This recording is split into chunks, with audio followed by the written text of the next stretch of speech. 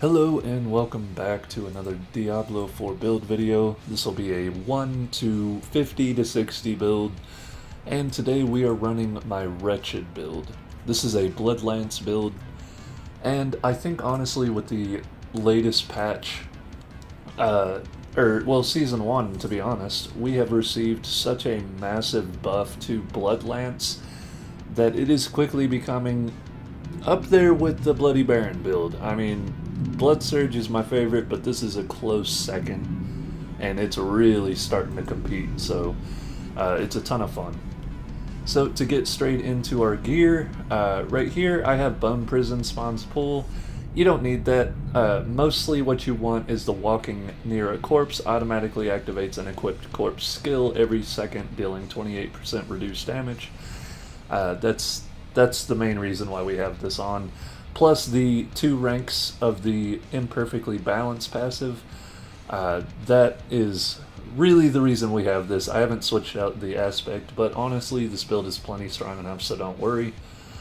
Right here we have each cast of Bloodlance will launch an additional Bloodlance at nearby enemies when it first hits an enemy that is already lanced, dealing 39% of normal damage. So basically, that's kind of confusing. Basically what happens is you throw a Bloodlance, it hits an enemy, and then if you hit that enemy with another Bloodlance, it will launch 2 other Bloodlances at nearby enemies. Down here we still have the gain 34%, or 34 primary resource every 25% of your life that you heal. That's super nice. This is quickly becoming one of my favorite aspects for Necro, because I hate blowing through all my essence and then having to sit there and just auto attack to get all my essence back. So this helps out a ton with that. We do have, when at least 2 enemies are near you, gain an aura that automatically curses surrounding enemies with Decrepify for 11 seconds. What a massive buff that is, man. Like, you can still get all the effects from it, and you don't even have to have it on your bar. You don't even really have to have it upgraded. I mean, right here we have 11% of incoming damage is instead suppressed when you use a defensive subterfuge or macabre skill. All suppressed damage is amplified by 250% and explodes, dealing up to 10,000 fire damage to nearby enemies. So now we have a way to consistently deal big dick damage even whenever we're avoiding damage. Down here we have Bloodlance deals 15% increased damage to its primary target per lanced enemy. Basically, that means if an enemy already has a lance sticking in them, they will get 15% increased damage. We do pair that with overpower damage with the Ruby, and I think other than that, the Blood Orb healing is nice. If you want to get down to min-maxing, it's a little early to start min-maxing, but you will want to get overpower percent damage as one of your passives on your equipment, including all of your jewelry. Over here, we have casting Bloodlance will consume blood orbs to also conjure lances from them.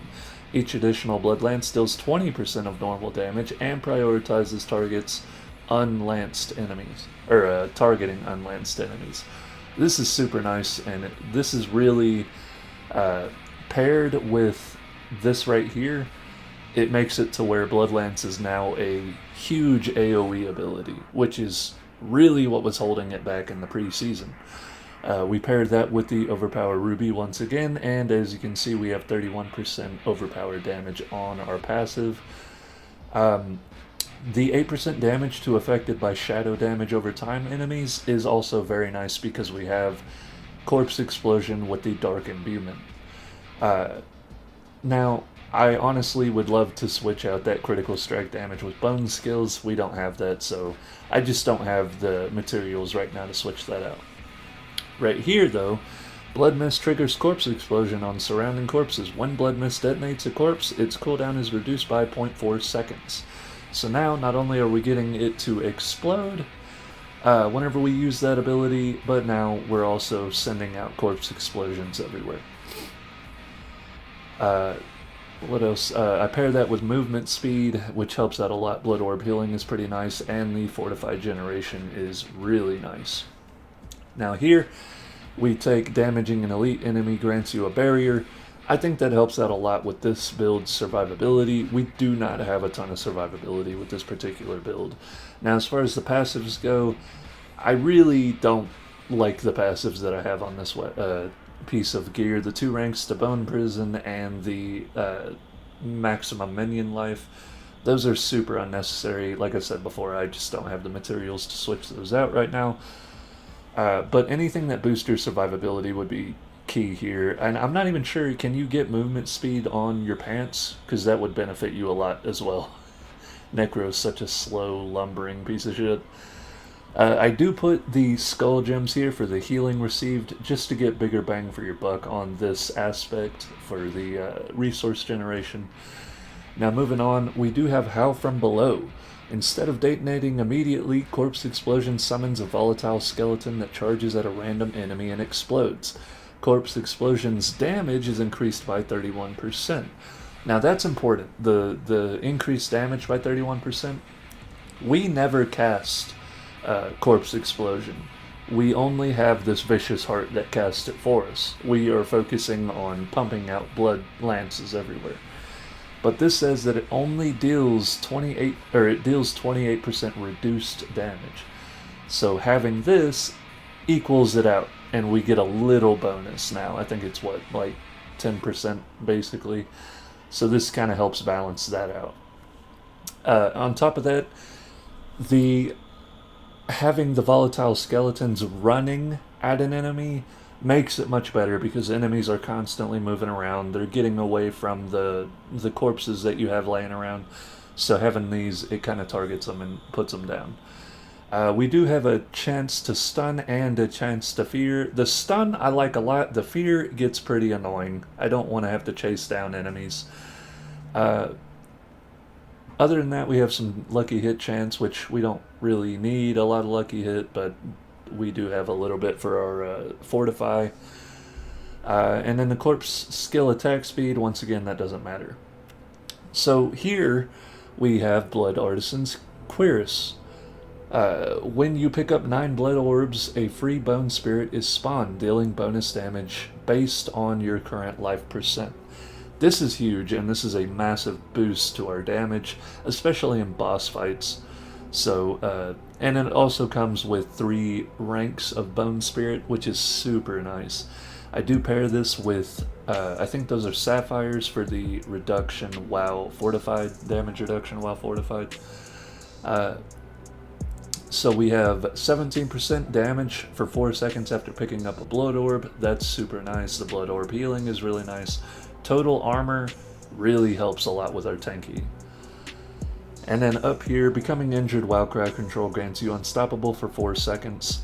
This is nice. There's a couple instances, especially with this build, we'll use our blood mist. It'll run out and then we'll get stunned immediately again. This ensures that we can still get out of it. So now, I don't really like any of the passives on this helmet. I just haven't found a better one yet, so that's why we're running that.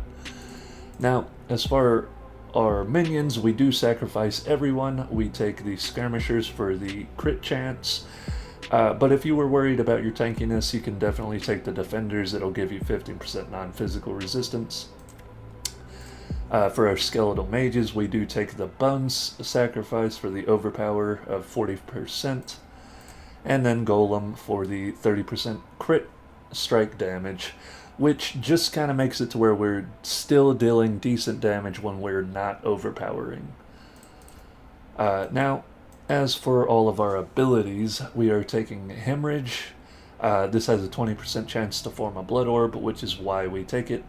More blood orbs means more DPS for us.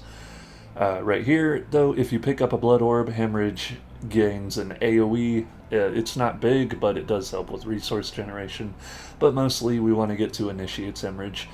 This has a decent chance of fortifying you for 100% life, and I know it's such a small chance, but it does proc pretty often.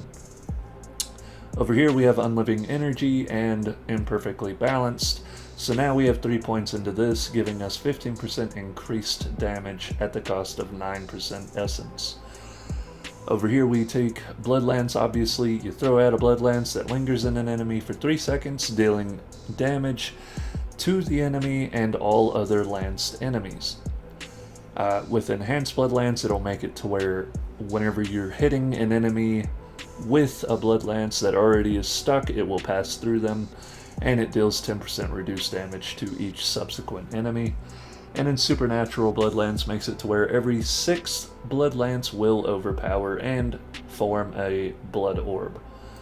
Now, a passive that almost made it into the build is Hued Flesh. I just couldn't fit it, so that's why it's not in this. But if you want to drop something else, you don't want, if you don't want these points here for Decrepify, then absolutely throw them into Hued Flesh. We take 1 point into Blood Mist. This is our big get the hell out of the way ability. And we have Enhanced Blood Mist, making it to where whenever we overpower, which is all the time, Blood Mist cooldown is reduced by 2 seconds. This kind of ensures that we have this up all the time. Corpse Explosion, all the way over here to Blighted Corpse Explosion. Basically, Corpse Explosion, you can cast it on a corpse and it'll blow up. Enhanced Corpse Explosion increases the radius by 15%, and then Blighted makes it to where it, instead of just exploding, it has now a darkness skills and leaves behind Miasma over 6 seconds. Over here we take Death's Embrace and Death's Reach for the damage to close and far enemies, plus a little bit of damage mitigation for close enemies. The main reason I put points into Decrepify is to get over here to Abhorrent Crepify. This makes it to where our cooldowns are reduced by 1 second whenever we are hitting enemies afflicted by it. Now, we've never cast it, we are relying on, this one to have it, but this is 100% of the time up, so you'll notice that your cooldowns are constantly low. We put 1 point into Gruesome Mending, mostly to get over here to Coalesced Blood. While healthy, your blood skills deal 18% more damage. Tides of Blood, when your blood skills deal 15% increased overpower damage, and 30% while you're healthy. Drain Vitality, hitting enemies with a blood skill has a 30% chance to fortify you for 8% base life. Helps out with our tankiness, and we pair that with Necrotic Carapace, giving us 6% base life as Fortify whenever we kill an enemy. Bone Spirit does a shitload of damage. We don't have this on our bar, we are relying on our Blood Artisan's Querus to cast that. I wish that it would go back to where I was. But this does a huge amount of damage, and it gets percent-based increases depending on how much life we have. And then I came over here to Ghastly Bone Spirit to make it have an additional 10% crit strike chance. Over here we take Blood Wave. The main reason we take this is for the blood orbs that it creates. The damage on it is pretty lackluster, and I mean, it slows enemies and it kind of knocks them back, but this ability is really not that great whenever you compare it to the other two ultimates. Over here we do take Standalone and Memento Mori, giving us bigger sacrifice bonuses and giving us massive damage reduction. And we wrap it all up with Rathma's Vigor, giving us Overpower every 12 seconds, plus 10% base maximum life. Now, to hop into our Paragon board, we have Prime for the extra damage and max life. We are running the Dominate glyph, giving us quite a bit more percent on our Overpower. Knowledge for the damage and intelligence. We are going to take the Bloodbath board first. You come over here, get these two nodes for 15% and 15% Overpower. This gives us 25% damage while healthy, plus another 30% Overpower. Guarded Advance, 20% damage while fortified, and Fortified Generation, and then we take the damage while fortified plus the Fortified Generation passives. And then Bloodbath, which gives us attacks that are guaranteed to overpower, deal 50% increased overpower. And we have 2 ways to have a guaranteed overpower, so this is a massive boost to our damage. Now, if you're curious what we're going to go into after this board, we will be going into Blood Begets Blood. Blood orbs grant 5% increased damage up to 15 for 5 seconds, so it gives us, there's a bunch of passives giving us damage and blood orb healing, and then there's aggression, another overpower damage bonus. So that's what we'll be running into next. So that is pretty much the build. We'll jump into the fashion. We take the Runic Skullcap, the Primal Breastplate, Glorious Gloves, Chassis, and Brogons. As for the weapons, we take Enigma Cube and the Ghoul's King's Blade. And all in all, I think it comes together really nicely. It definitely looks like a dude that just crawled out of the ground and started fucking killing people. So, if you're curious as to what build's coming out next, it will be a minion build.